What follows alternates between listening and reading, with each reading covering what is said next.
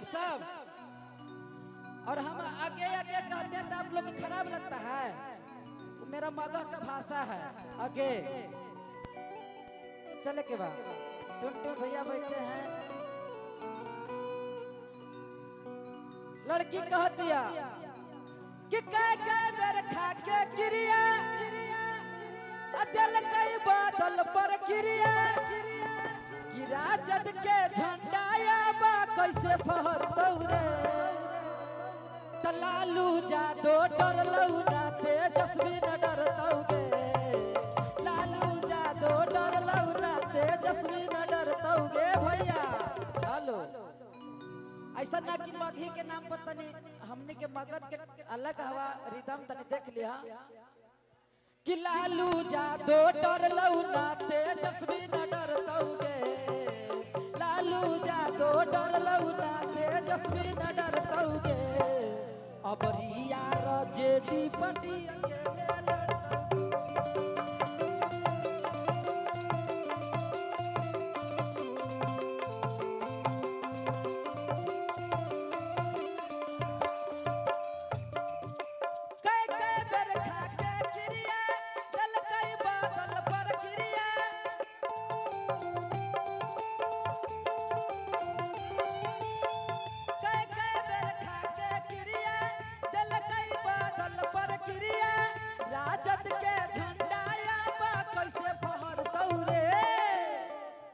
जैसे हम आए तरुण चाचा बोले कि यार जेटी बोला कि तो गाइएगा कि राजद के झंडा कैसे फहर दौरे।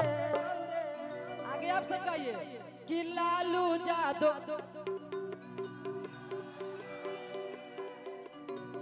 सुने ना आप सब तो लालू जादो डर लौना तेजस्वी न डर तौगे आया बरिया जेडी पार्टी अकेले लड़तौगे।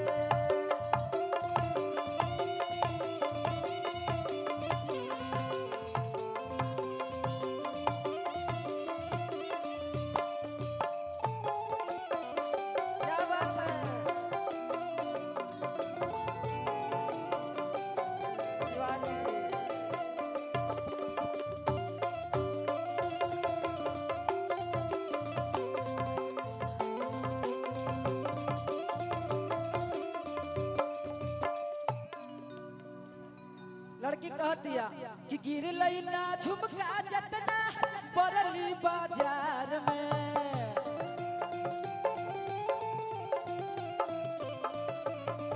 ओकरो से ज्यादा सरकार बदलल बिहार में।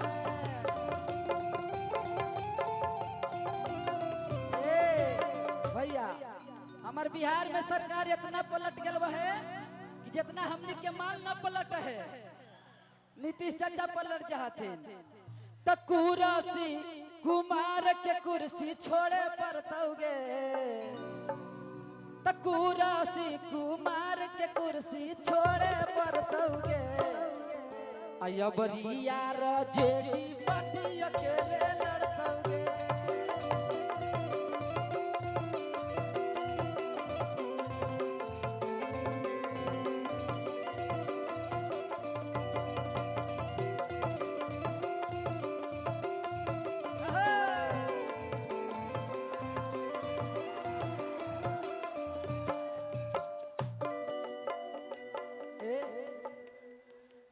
हेलो महावीरवा वाला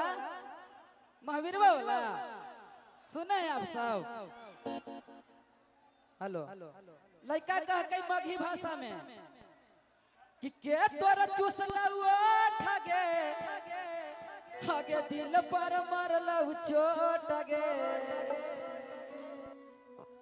कि हालौ दत चिरवा की फकीरवा वाला लड़किया कह के तो चुमा लेके छोड़ दिल कई साला मोहबीरवा वाला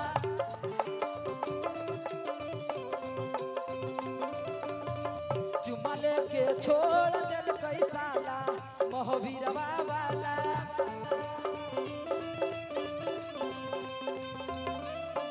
के तोर चुसलौ ठगे दिल पर मरलौ चोट गे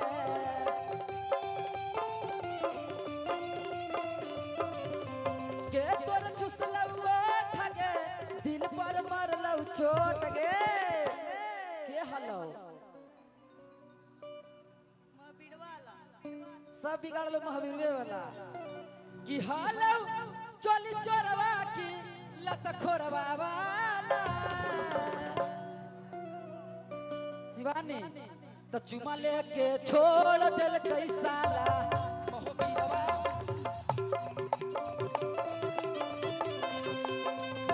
चुमा लेके छोड़ दिल कई साला महावीरवा वाला